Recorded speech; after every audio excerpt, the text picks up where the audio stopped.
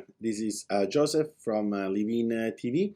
Welcome to the second part of this special edition of Hashtag Like a New Yorker, where we go even deeper inside the history and the stories that brought Palma to run her restaurant over the years, and of course, what is special about the items they feature in their menu, and what makes their space so special.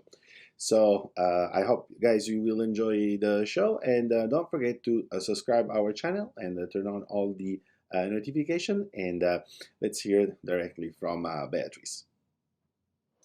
Being in such a historical neighborhood like the Village in New York City for 18 years, and you're in a historical landmark building, I mean, there's so many amazing aspects to this restaurant. What would you say is the most unique thing about Palma Restaurant? From what I've been told, we're probably one of the few family-run businesses, because today there's a lot of restaurant groups, but Palma is truly a family restaurant. And obviously. Yeah, exactly. Yeah. And that, I think it just, that whole feeling of family is felt.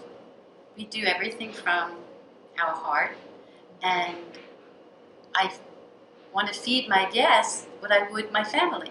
So our food is definitely special. We've been eating biodynamic and organic from all times. It was just normal for us. Yeah. And I think that the space being, such an old building, the carriage house here is from 1810. It's had so many lives in it, and I think that you can really feel that presence, which is something rare and special when you're in New York, because it's constantly changing. It's a new city, everything's always moving and hustling and happening. Yeah. And I think creating a space for communities to gather and to have your neighbors come and hang out at the bar or stand outside and speak to your guests, and there's something super special, I think, about that, and creating a space where people feel safe and happy and can lose, all their kind of worries. And we've said it many times, but there's definitely Cupid living here. There's a lot of love in this space, a lot of lovers, romance. a lot of romance. A lot of proposals, weddings. It's a celebratory place. People love to come here to celebrate.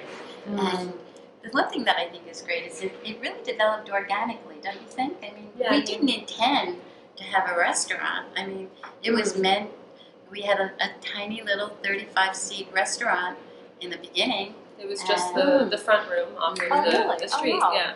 Did you serve full meals back then? We did. I mean, it was a restaurant, but I actually was doing catering. I was catering to the fashion industry for many years, and I was planning on using that room as a tasting room for catering, but it took on its own. It took on its own life, and it's been amazing to watch it grow, because I really, they opened when I was 7. I was not a huge fan of the restaurant when it first opened, because it took so much attention away from it. Oh, exactly. Sure. It was like having That's a new the third baby. one. Yeah, that's the third one. It's true. It was like having a baby in the family, and I would come into school, and because I'm in like 2nd grade and I'm coming in late, my teachers are like, "What party? My parents had a big party last night." It was a shift to my lifestyle for sure. And then as it continued to grow, I grew with it, and I started to see so much beauty and seeing them expand the space and how much love they've given it. They excavated the whole garden, created a kitchen. They expanded, they created the retractable roof so we can be open all year round and not have the servers run with an umbrella when they want to bring guests food, Sure, It's been given so much love over the years, and I'm incredibly proud to see what my parents have created, and very honored to be able to continue their legacy. So speaking of the garden, I mean, wow, this garden is amazing. I mean, and that was one of the things that struck me when I first walked in, is the abundance of fresh flowers everywhere. That's all. And they're all living and beautiful. How do you maintain such a robust amount of flowers every day? It's definitely It does take a team. It takes a team, and not really a team. I mean, but Yeah. yeah. You're But the She team. can't be here all the Yeah. time. I'm trying to help her not, be here all the time. So, Mm. but it's her gift. I think. We have a lot of plants that come back every year, and that's like such a great feeling is to watching something that goes to sleep in the winter and then comes back to you in the spring. So that's super exciting. And then I love cut flowers because they're just, gorgeous, and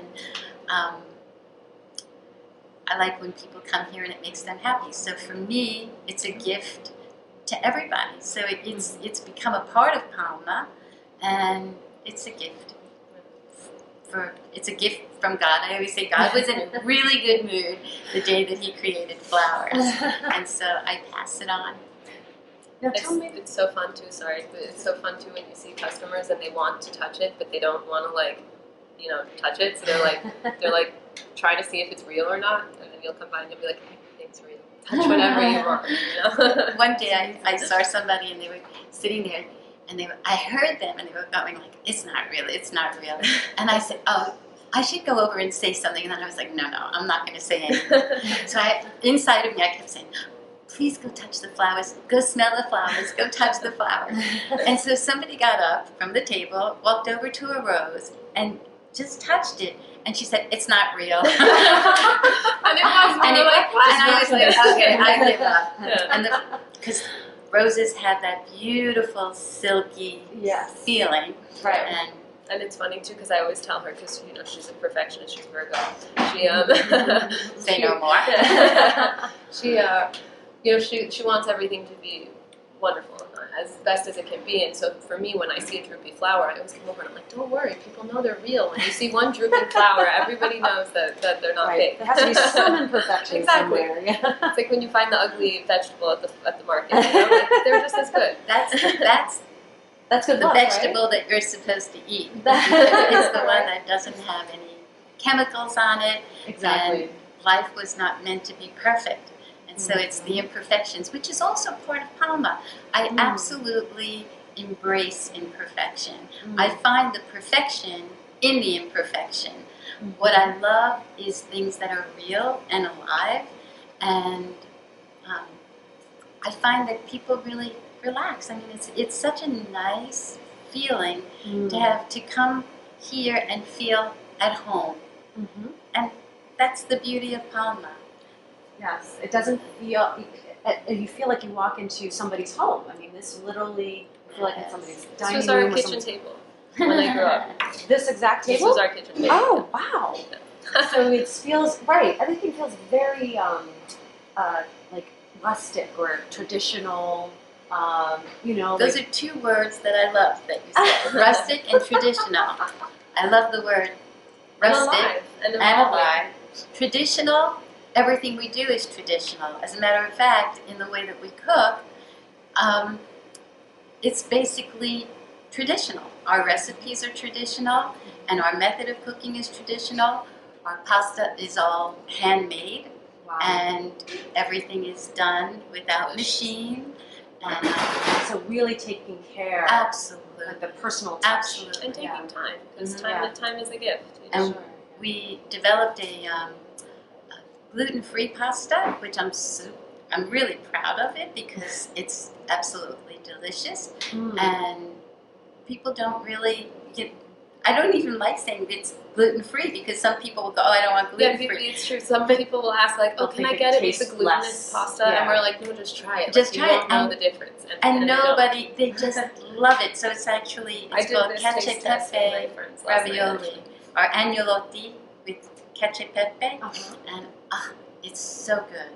Cacio pepe. Cacio pepe. Okay, I'll remember that one. That's really great. Pecorino with And then we pepper do the great pappardelle with the mushrooms, and that's fettuccine. Pappardelle is glutinous. So. Okay. It's really also good. delicious. And also, like, if we make a pesto, it's like, we find a tiny little basil, and they hand pick all the basil, and they use it with the mortar. And there's no machine that's going to burn it, make it hot. So I love basically doing things the way they're supposed to be done. I love this time of year. I mean, now the heirloom tomatoes are out, and it's phenomenal. So everything is organic, and you said from a biodynamic. biodynamic. Biodynamic. Yes. Tell us. Well, not what everything's that from is. biodynamic, but When we're trying. Do you want to explain biodynamic? Yeah, I mean it's a type of farming that follows like the cycle of the moon, and it's It's a synergy. yeah, It's a synergy it's of basically life. that nothing on the farm is there, to just purely be consumed. So like they'll have chickens on the farm, Mm. and they'll walk behind the cows, and they'll help to massage the earth and fertilize the Put their the little land. claws into it. Yeah. So they're the tool that They're the tills the tool. soil. Exactly. Exactly. And so we'll get those chickens from this beautiful farm, and to be able to eat an animal that was alive before it died is the biggest gift. Something that That's I got to enjoy its existence. I think makes me as a consumer much happier. it's not born to die. Yeah, It's part of life. It's not just raised to be It's consumed. not exactly right, and Right. which makes us feel so good. Actually, there are times that we have to say, "Sorry, we don't have any," because we're not going to use something unless we know where it's coming from. Same thing with our fruits and vegetables. I love when the farmers come here, and they'll be invited for a dinner, and we'll put out food that came from their farm, and they're so excited. They're like, "Oh, that came from my farm," and people taste the difference. And when you have great products, you have nothing. Simplicity is not simple. Mhm. Simplicity Oh, that's beautiful. Yeah. you have nothing to hide behind.